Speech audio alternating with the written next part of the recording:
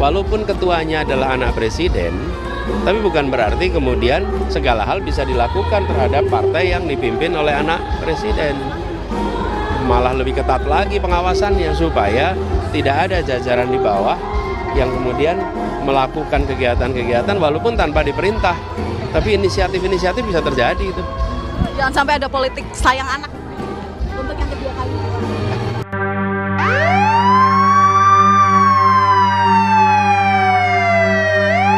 Ini adalah video tangkapan layar pada hari Minggu 3 Maret tahun 2024. Kami menemukan modus kecurangan menaikkan perolehan suara PSI yang dilakukan dengan cara mengambil suara tidak sah.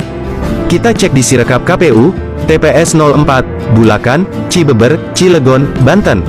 Khusus untuk PSI ya, saya belum buka yang di Gelora. Itu misalnya tanggal 15 Februari, angkanya adalah 2,68%. Untuk tanggal 1 Maret, itu sudah 3,02%.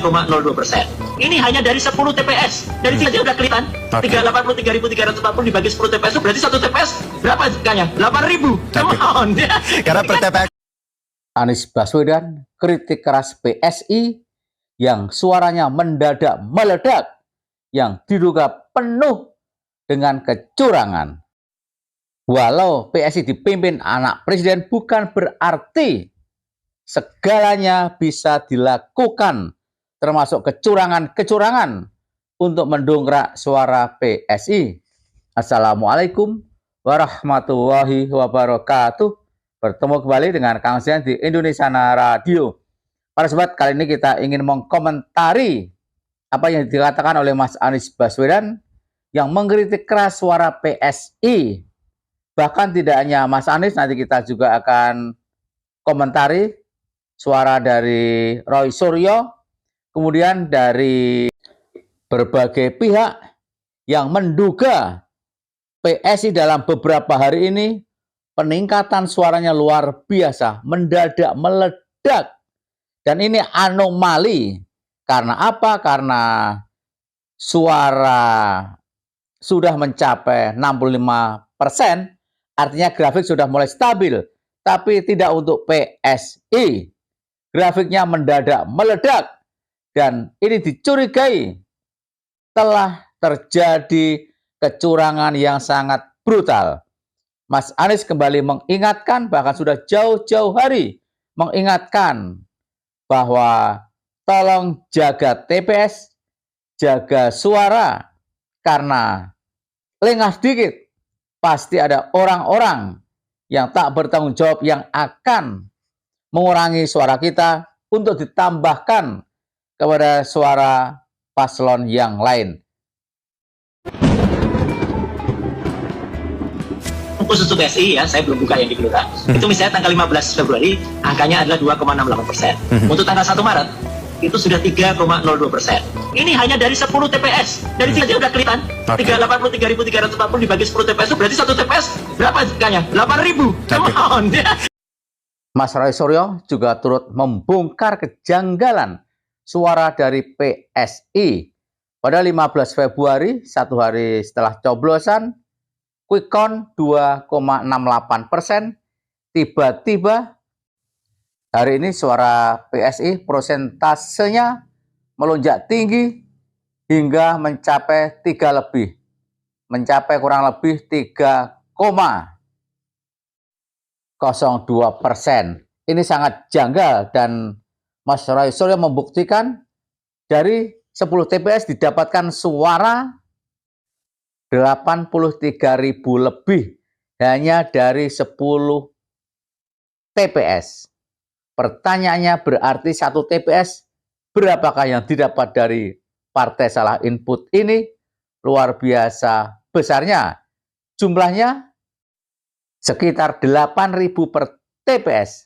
Mana mungkin ada TPS yang jumlah pemilihnya 8.000 lebih? Dan apakah dalam 1 TPS itu yang isinya 8.000 orang menyoblos PSI semua? Sangat-sangat mustahil. karena per TPS saja maksimal 300 ya Bang Roy ya. Makanya, makanya jadi ya saya nggak mau nyalain siapa-siapa tapi artinya dari sini sebenarnya KPU harus cepat mengkoreksi, berarti ada sesuatu yang salah. Yang admin heran adalah alasan KPU selalu bilang salah input.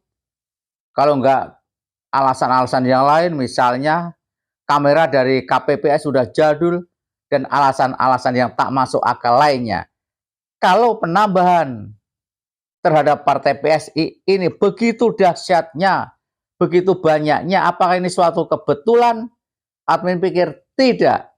Ini adalah ada modus tertentu untuk menggelembungkan suara dengan target PSI minimal harus dapat 4% agar lolos di Senayan.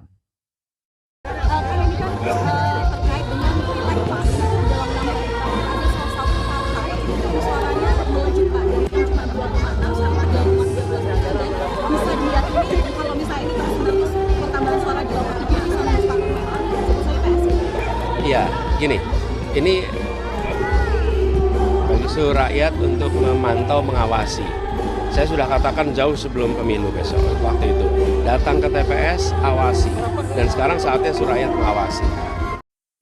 Mas Anies menghimbau agar seluruh rakyat mengawasi perhitungan di KPU atau perhitungan yang ada di Sirekap KPU. Dan sepertinya rakyat Indonesia sudah banyak yang berpartisipasi, sudah banyak membongkar angka-angka ajaib untuk kemenangan PSI, untuk kemenangan paslon 02. Tapi lagi-lagi sepertinya Sirekap KPU ndablek, orang-orang KPU ndablek berbagai kecurangan yang bisa kita saksikan di Sirekap KPU adalah kecurangan yang sangat brutal, tapi oleh komisioner KPU hanya dianggap sebagai salah input, hanya dianggap sebagai kesalahan dari ketua KPPS yang kameranya jadul sehingga salah input di rekap KPU. Tapi anehnya, kalau salah input, kenapa yang diuntungkan paslon 02 dan partai salah input alias PSI? Karena kejahatan itu takut transparansi. Tidak ada kejahatan yang berani dengan transparansi. Nah, karena itu saya berharap teman-teman media, masyarakat terus pantau agar ada jujur. Kalau memang ada suaranya, ya harus dilindungi. Kalau tidak ada suaranya, jangan diada-adakan. Nah, ini adalah aspirasi rakyat. Dan pemilu kita harus jadi pemilu yang membanggakan, jangan jadi pemilu yang memalukan. Kenapa memalukan? Memalukan itu mau disembunyi-sembunyikan yang dikerjakan. Nah, kita mendengar peristiwa itu, rakyat juga memantau dan mengundang kegelisahan. Kalau ini bisa terjadi, berarti yang lain-lain bagaimana? Mungkinkah ada kejadian-kejadian serupa yang tidak diketahui? Jadi, jangan sampai peristiwa-peristiwa yang merupakan penyimpangan lolos dari pengawasan, dan lebih penting lagi jangan sampai dibiarkan terjadi. Pengawasan. Jangan sampai ini nanti membuat cacat pemilunya. Kalau pemilunya cacat, yang cacat semua. Nila setitik, rusak susu sebelanga. Begitu terjadi peristiwa yang seperti ini, maka itu akan bisa merusak semua. Kalau merusak semua, kepercayaan rakyat bisa hilang. Hilang terhadap proses pemilu kemarin. Dan pemerintah harus ikut bertanggung jawab. Walaupun ketuanya adalah anak presiden, tapi bukan berarti kemudian segala hal bisa dilakukan terhadap partai yang dipimpin oleh anak presiden. Walaupun partai salah input itu dipimpin oleh anak presiden, bukan berarti bisa semau gue, bisa melakukan segalanya, termasuk kecurangan-kecurangan untuk memenangkan si partai tersebut.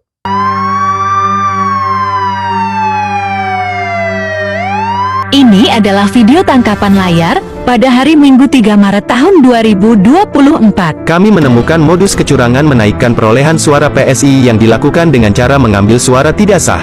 Kita cek di Sirekap KPU, TPS 04, Bulakan, Cibeber, Cilegon, Banten. Tertulis PSI mendapatkan 69 suara. Sekilas terlihat wajar, angka yang normal untuk perolehan suara partai di satu TPS. Tapi nanti dulu, mari kita cocokkan dengan form C1. Nah, tuh kan. Di form C1 ternyata cuma mendapatkan 1 suara. Lalu dari mana asal angka 69 yang tertulis di Sirekap KPU? Ternyata, mengambil suara